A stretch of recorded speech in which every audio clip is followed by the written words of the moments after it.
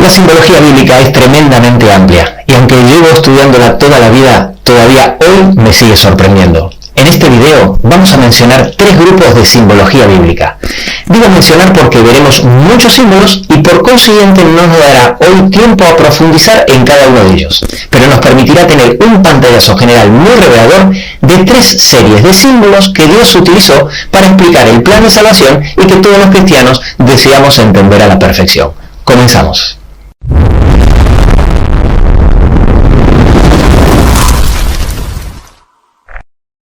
De los muchos grupos de símbolos que Jesús utilizó para explicar el plan de salvación, hoy vamos a introducirnos en 3 de ellos, los cuales son la simbología de la siembra de la cosecha, la simbología del cuerpo humano y la simbología de la luz y el fuego. Empecemos por la simbología de la siembra. Como introducción, te quiero comentar que los símbolos que Jesús utilizó para ilustrar la forma en que Él venía a salvar el mundo no solo están para que tengamos una comprensión más amplia de su plan de salvación, sino que también esos mismos símbolos fueron utilizados por Jesús y antes que Él por muchos profetas para ilustrar detalles importantes de su segunda venida en forma de tipología profética. Por ejemplo, en Apocalipsis 14:14, dentro de la simbología de la siembra, se ilustra la segunda venida de Cristo como un segador que viene a buscar su iglesia con una hoz en la mano. Pero empecemos por el principio. En Lucas 8, Jesús cuenta una parábola increíble sobre un sembrador, que representa al que comparte las buenas nuevas del Evangelio. Y sus semillas caen en 4 lugares diferentes. En 3 de ellos la siembra no prospera y solo crece fuerte y da fruto en el 4º terreno, al que él llama buena tierra. Es una parábola tremendamente reveladora, porque de los versículos 4 al 8 Jesús cuenta la parábola y de los versículos 11 al 15 la explica. Y justo antes de explicar el significado de los símbolos en el versículo 10, les dice a sus discípulos: a vosotros os es dado conocer los misterios del reino de Dios. Así que sí, hoy vamos a introducirnos de lleno en los misterios de Dios. Lo primero que explica Jesús en Lucas 8:11 es que la semilla representa a la palabra de Dios. Sin embargo, qué curioso, Jesús en Juan 12:23-24 nos explica que la semilla también representa a Cristo, ya que él, hablando de su propia muerte, dice que si el grano de trigo no cae en la tierra y muere, queda solo, pero si muere, lleva mucho fruto. Volviendo a la parábola, los que reciben la semilla, Jesús los divide en 2 grupos. Uno de los grupos está representado por aquellos que la reciben, la semilla, en 3 lugares diferentes, pero no germina o germina de forma débil y por consiguiente no prospera y muere. En el versículo 5 habla del primer lugar que recibe las semillas, junto al camino. Pero vienen las aves y se la comen, y en el versículo 2 se explica que las aves representan a los engaños del diablo que quita en su corazón la palabra para que no crean y se salven. Y de esta forma la semilla no germina. En el versículo 6 habla del segundo lugar donde cae la semilla, sobre la piedra, la cual crece pero al poco tiempo se secó, explicando en el versículo 13 que aun cuando recibe la palabra con gozo, no tiene raíces y en el tiempo de la prueba se apartan. Y en el versículo 7 habla del tercer lugar donde caen las semillas, entre los espinos, y se ahoga. En el versículo 14 Jesús explica que este grupo representa a aquellos que por las riquezas y los placeres de la vida no llevan fruto, y también se apartan de la palabra de Dios. Finalmente aparece el otro grupo con un destino completamente diferente. En Lucas 8:8 nos habla de la semilla que cae en buena tierra y nació y llevó fruto, representando a un árbol que crece y da mucho fruto porque le da 100 por 1. Y en el versículo 15 lo explica para que no haya lugar a dudas, que este grupo representa a los que con corazón bueno y recto retienen la palabra oída y con el tiempo crece y se transforma en un árbol que da fruto con perseverancia. En Jeremías 17, del 7 al 8, dice: bendito el varón que confía en Jehová, porque será como el árbol plantado junto a las aguas. En el año de sequía no se fatigará ni dejará de dar fruto. Por el contrario, lo que dice la palabra de Dios sobre la hierba coincide perfectamente con lo que Jesús explicó en la parábola. Al final no prospera y muere. En Isaías 37:27 dice que los moradores acobardados y confusos fueron como hierba del campo y hortaliza verde, que antes de la sazón se seca. Y en Salmos 37:1 usa el mismo símbolo para la hierba que se seca, hablando de los malignos que hacen iniquidad. Y otros tantos versículos que enseñan lo mismo. Aquí te dejo en pantalla alguno de ellos. En el mismo grupo y con el mismo destino está el árbol que dejó de dar frutos. En Mateo 3:10, Jesús, en una dura advertencia para ellos, dice que el hacha está puesta a la raíz de los árboles. Por tanto, todo árbol que no da buen fruto es cortado y echado en el fuego. En Mateo 21, el 18-19, narra la historia cuando Jesús encuentra una higuera sin frutos y la maldice. Una acción de Jesús que a muchos les resulta extraña y difícil de explicar. Tal como siempre digo, la tipología bíblica no suele tener ningún sentido hasta que descubrimos su aplicación y enseñanza. Jesús utiliza este árbol como un tipo o ilustración de aquellos religiosos que conocen muy bien la palabra de Dios y que siendo árboles bendecidos dejaron de dar fruto. Son los mismos los que Jesús llamó sepulcros blanqueados.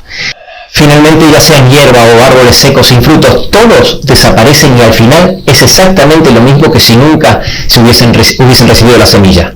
Estas plantas se secan, mueren y la tierra se vuelve a quedar seca y sin verde. Son aquellos de los cuales Dios dice en Ezequiel 22:24, yo Jehová habré derramado mi enojo sobre vosotros. Y a ellos los llama tierra seca. Dice, eres una tierra que no ha sido limpiada ni rociada con la lluvia en el día del furor.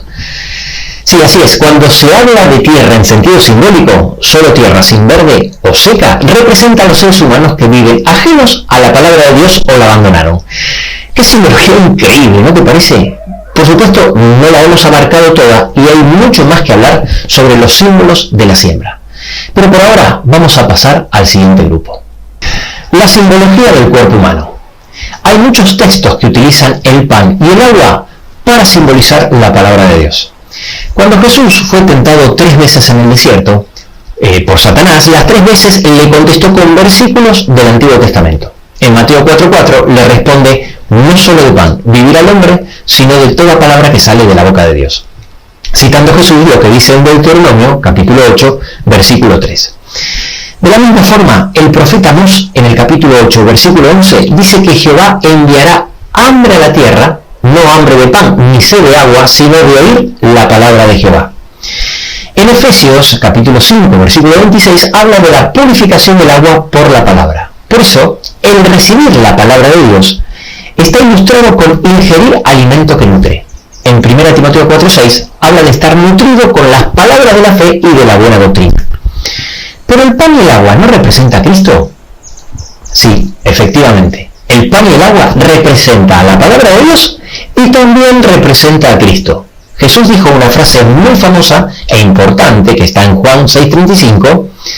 En la Biblia Jesús menciona 7 veces la frase yo soy. Y en Juan 6:35 es la primera de ellas donde dice yo soy el pan de vida. El que a mí viene nunca tendrá hambre y el que en mí cree no tendrá sed jamás. Ahora sí ya nos podemos dar cuenta, sin duda equivocarnos, que el hecho de que la semilla represente a la palabra de Dios y a Cristo no es casualidad, sino que vamos descubriendo que cada símbolo que representa la palabra de Dios también representa a Cristo con total intencionalidad. El motivo es muy sencillo, la palabra de Dios habla de Cristo, señala a Cristo. En Juan 1:45 cuenta que cuando Felipe halló a Natanael, le dijo, hemos hallado a aquel de quien escribió Moisés y los profetas, a Jesús. Y Jesús mismo dijo en Juan 5:46, si creyeses a Moisés me creeríais a mí porque de mí escribió él. Y así lo confirman muchos otros versículos, que la palabra de Dios habla de Jesús y específicamente de su sacrificio. En Hechos 10 menciona que los profetas hablaron de Jesús a quien colgaron en un madero y que de esto dan testimonios todos los profetas. Y en 1 Pedro 1 habla de que los profetas profetizaron de antemano los sufrimientos de Cristo. Esto es lo que la Biblia llama el testimonio de los hombres. Por esto, la palabra y Cristo tienen la misma simbología, porque no se puede separar a Dios de su palabra. Y obviamente Jesús fue la mayor manifestación de la palabra de Dios. Juan 1:1 dice, en el principio era el verbo y el verbo era Dios. En griego dice logos y en inglés se traduce como word, es decir, palabra, refiriéndose a Cristo. Jesús es la palabra de Dios encarnada. Jesús es el verbo hecho carne. En el libro de Juan, capítulo 6, luego de decir Jesús, yo soy el pan de vida, y de compararse con el maná y explicar que es el verdadero pan del cielo, en Juan 6:51 dice algo muy revelador. Y el pan que yo daré es mi carne, la cual yo daré por la vida del mundo, expresándolo en futuro porque solo era posible darlo después de su muerte. A las puertas de la cruz, en el aposento alto, Jesús instituye el rito de la Cena del Señor, precisamente resaltando este hecho. Jesús tomó el pan y dijo, esto es mi cuerpo, y tomando la copa dijo, esto es mi sangre. Ahora bien, ¿cuál es la diferencia entre comer el pan y el agua que representa a Cristo y comer su carne y su sangre? ¿Es lo mismo? No. Y la diferencia son las dos cosas que ocurren entre medio y las dos están simbolizadas por el bautismo. El bautismo simboliza dos cosas. En primer lugar, el sumergirme en las aguas bautismales simboliza mi muerte a una vieja vida, aceptando la muerte de Cristo en mi lugar para que entonces pueda tener su vida. Al salir de las aguas bautismales, simboliza que estoy naciendo en una nueva vida en Cristo Jesús, es decir, una vida transformada por Cristo, en abundancia y crecimiento espiritual diario. Sí, gracias a su muerte es que es posible que Cristo viva en nosotros y de esta forma permitir que Cristo nos transforme en una nueva criatura. Presta atención a la simbología y verás qué sorprendente su exactitud. Jesús, ¿qué es la semilla? Tuvo que morir para que nos pueda transformar de tierra seca a un árbol que crece. Jesús, el pan de vida, tuvo que morir para que pudiera darnos su carne y su sangre, la cual al comerla y beberla transforma nuestra muerte espiritual a un nuevo ser con vida abundante. Y estos símbolos no pueden ser más apropiados para ayudarnos a entender mejor esta realidad espiritual que, por ser tan impresionante, no siempre es fácil de entender. En segundo lugar, el bautismo representa la acción del Espíritu Santo en la transformación que Cristo hace en nosotros. El bautismo del Espíritu Santo lo hace Jesús. Y nosotros confirmamos y certificamos su aceptación en el bautismo del agua que hacen los hombres. Uno lo realizan los hombres y otro lo realiza Jesús. Esto lo aclara, por ejemplo, Juan 4.2, donde nos dice claramente que Jesús no bautizaba, sino sus discípulos. Y en Juan 1.33, Juan el Bautista explica por qué primero Jesús envió a bautizar a él y luego a sus discípulos, pero él lo bautizaba precisamente porque Jesús bautizaba con el Espíritu Santo.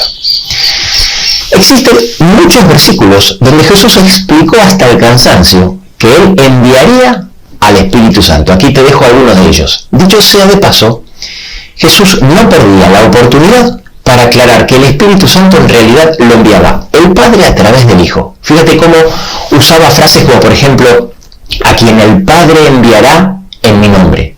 O en otra ocasión dijo, a quien yo os enviaré del Padre. Dejando Jesús bien en claro así que la Trinidad completa participa en nuestra redención. Es por ello que Jesús nos envió a bautizar en el nombre del Padre, del Hijo y del Espíritu Santo. Dentro de la simbología de la siembra, el Espíritu Santo está representado por ríos de agua viva o abundancia de aguas, como por ejemplo cuando Jesús le habló a la mujer samaritana en Juan capítulo 4, versículo 14, y le dijo que el agua que él daría sería una fuente de agua que salte para vida eterna. Solo podemos dar frutos si tenemos el bautismo de Cristo del Espíritu Santo. Por eso en Gálatas 5:22 habla del amor, gozo, paz, paciencia, etc., como el fruto del Espíritu. Ahora bien, si en la simbología de la siembra el Espíritu Santo está representado con los ríos de agua que Jesús ofrece, ¿cómo está representado el Espíritu Santo en la simbología del cuerpo humano? Presta atención porque esto es increíble. De la misma forma que Dios creó a Adán y siendo un ser completo estaba inerte, hasta que en Génesis 2:7 Dios sopló en su nariz aliento de vida y entonces, solo entonces fue un ser viviente, de la misma forma ocurre en el mundo espiritual. Cuando Jesús muere y se les aparece a los discípulos reunidos, Jesús hizo algo como mínimo extraño, mientras no se entiende su significado, pero que toma todo el sentido cuando lo entiendes. En Juan 20:22 dice que Jesús sopló y les dijo a los discípulos, recibid el Espíritu Santo, completando de esta manera de forma increíble la simbología del cuerpo humano. Todo encaja a la perfección. De la misma forma que un árbol no puede crecer ni dar frutos sin agua, un cuerpo no puede vivir y está inerte sin el Espíritu de vida de Dios. Dejándonos bien claro con estas ilustraciones que el bautismo del Espíritu Santo es realizado por Jesús y es imprescindible para que pueda realizar su obra de salvación en nosotros. El bautismo por agua lo realizan los hombres y no es otra cosa que nuestra confirmación y certificación pública de que aceptamos por fe, en primer lugar, la muerte expiatoria de Jesús en nuestro favor y el nacimiento espiritual en una nueva vida en Cristo. Y en segundo lugar, el bautismo de Jesús del Espíritu Santo, quien será el que nos capacitará para el crecimiento espiritual. Si la precisión de los símbolos que hemos visto hasta ahora te sorprendió, lo que vamos a ver a continuación te hará volar la cabeza. El tercer grupo de símbolos son los que están relacionados con la luz y el fuego. Pero esta simbología se entiende mucho mejor si miramos el santuario, que por cierto, el orden y la distribución de los muebles se corresponden exactamente con lo que estamos enseñando. Era obvio de esperar porque, tal como dije en videos anteriores, el santuario es una maqueta didáctica del plan de salvación. Hay varios versículos que nos dicen que la palabra de Dios es una luz en nuestro camino. Uno de ellos es el famoso Salmo 119:105 que dice: lámparas a mis pies tu palabra y luz para mi camino. Y en 2 de Pedro 1:19 dice que la palabra profética es como una lámpara que alumbra en un lugar oscuro. Ahora bien, en Juan 8:12 Jesús dice: yo soy la luz del mundo, cumpliéndose otra vez el mismo patrón donde el símbolo que representa la palabra de Dios es el mismo que representa a Cristo. Exactamente igual que en las otras dos simbologías. Como dije al principio del video, no nos va a dar tiempo en profundizar en cada detalle, pero veamos de forma rápida cómo funcionaba la luz en el santuario que venía del fuego. Desde el principio del santuario fue Dios quien encendió el fuego del altar del sacrificio, enviando fuego del cielo. Lo hizo con Moisés en Levítico 9:24, cuando inauguró el santuario en el desierto, y lo hizo con Salomón en 2 de Crónicas 7:1, cuando inaugura el templo de Salomón. Era responsabilidad de los sacerdotes mantener el fuego continuamente encendido y que no se apague, porque era fuego divino, por eso se le llamaba el continuo. Los primeros versículos de Levítico 24 explica que Aarón, el sumo sacerdote, que simbolizaba a Cristo, debía mantener siempre encendidos los brazos del candelabro, para que ardan siempre delante de Jehová. Y por supuesto quedaba claro, tal como lo dice en Levítico 16:12, que todo el fuego del servicio del santuario debía encenderse con las brasas del altar, el cual había sido encendido por Dios. Dicho sea de paso, de ahí viene el trágico suceso de Nadab y Abiú, que desobedecieron y presentaron fuego extraño. ¿Cómo estaba simbolizado el Espíritu Santo en la simbología de la luz y el fuego? Con el aceite que se utilizaba para que ardan las llamas del candelabro. El sumo sacerdote, que simbolizaba a Cristo, debía mantener siempre el candelabro lleno con el aceite, cumpliendo de esta manera de forma magistral la simbología de las realidades espirituales que Jesús enseñó. Así como Cristo es el que provee el Espíritu Santo, en el santuario, el sumo sacerdote que representa a Cristo era el que llenaba el candelabro con aceite para que las llamas ardan. Y de la misma forma que es imposible que el árbol crezca y dé frutos sin agua, y es imposible que un cuerpo humano inerte viva sin el soplo de vida de Dios, es totalmente imposible que las llamas del candelabro ardan si no tiene aceite. Dios encomendó a seres humanos la tarea de predicar la palabra de Dios. En la simbología de la siembra, los hijos de Dios somos los sembradores. En Mateo 9:37-38 dice: la mies es mucha, mas los obreros pocos, y que roguemos para que el Señor envíe más obreros a su mies. Exactamente lo mismo ocurre en la simbología del cuerpo humano. El pan y el agua lo esparcen los hombres. Antes que Jesús multiplique el pan para alimentar a las 5.000 personas, registrado en Mateo 14, Jesús le dijo a sus discípulos en el versículo 16: dadle vosotros de comer. Y antes que Jesús convierta el agua en vino en las bodas de Canaán, Jesús les dijo a los que ahí estaban en Juan 2:7: llenad estas tinajas con agua. Y lo mismo enseñan la simbología de la luz y el fuego. Presta atención aquí porque esto es totalmente impresionante. Los brazos del candelabro representan a los hijos de Dios. ¿Cómo sabemos esto? A diferencia de lo que mucha gente cree, el candelabro no tiene 7 brazos, sino que cuando Dios le dio instrucciones precisas a Moisés para que lo construya, en Éxodo 25, 31-34, le dijo que tenía que tener 6 brazos, 3 de cada lado, y una caña central, y los 6 brazos dependían de la caña central. El número 6 en la Biblia siempre representa al hombre, y la numerología bíblica nos da muchas pistas para descifrar los símbolos. ¿Te acuerdas que te dije que Jesús mandó a los hombres a llenar las tinajas de piedras con agua antes de convertir el agua en vino? Bueno, ¿sabés cuántas tinajas eran? 6. Y de esta forma tenemos exactamente la misma enseñanza que con la siembra y el cuerpo humano. Por eso Jesús dijo de sus hijos en Mateo 5:14, vosotros sois la luz del mundo, porque iluminamos al mundo con la llama de la palabra de Dios. Somos la luz menor que ilumina a la luz mayor, a Cristo crucificado. Dios es el gran delegador. Todos tienen una función en el plan de salvación. El Padre, el Hijo, el Espíritu Santo, las huestes angélicas. Y a nosotros, los hijos de Dios, nos es asignado la gran comisión de Mateo 28, 19, 20, que dice hacer discípulos a todas las naciones, bautizándolos en el nombre del Padre, y del Hijo, y del Espíritu Santo. Sí, Dios no va a enviar ángeles a predicar el Evangelio. Es una tarea encomendada a sus hijos.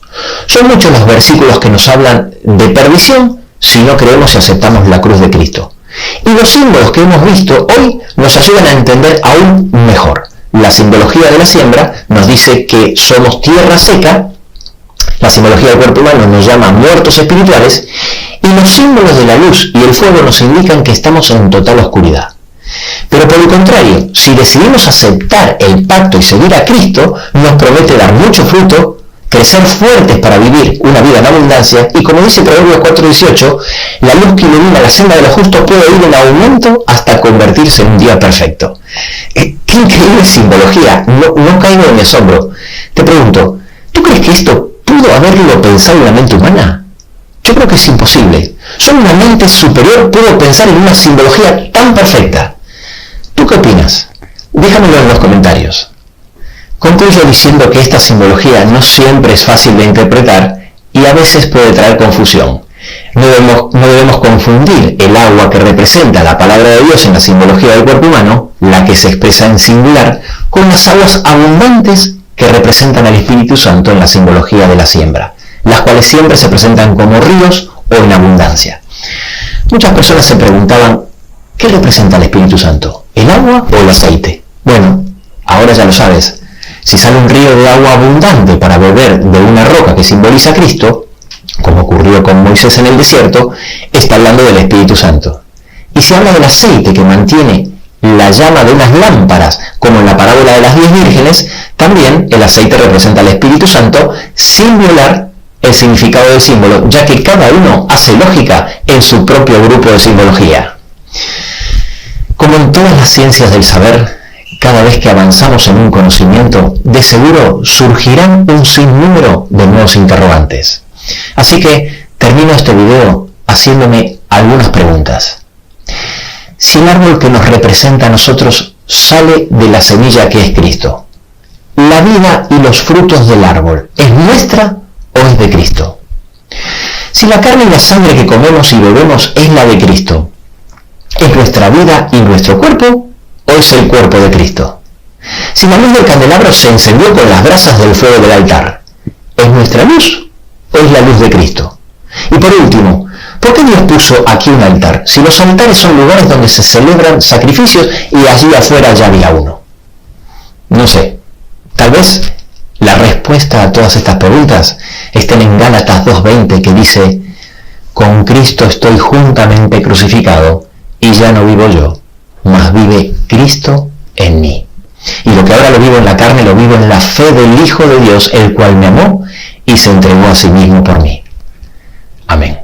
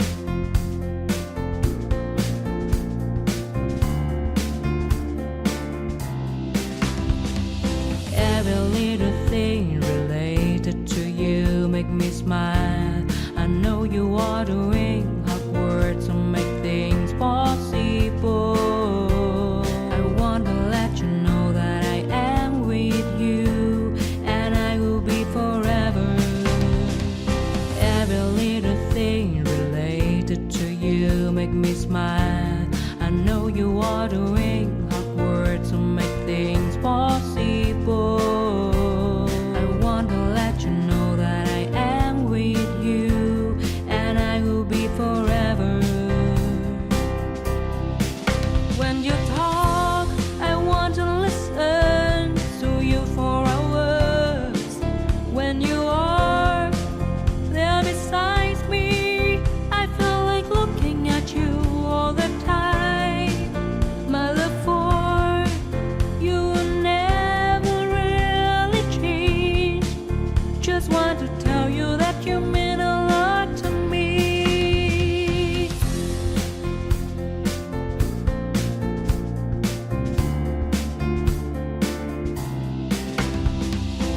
Every little thing related to you make me smile. I know you are the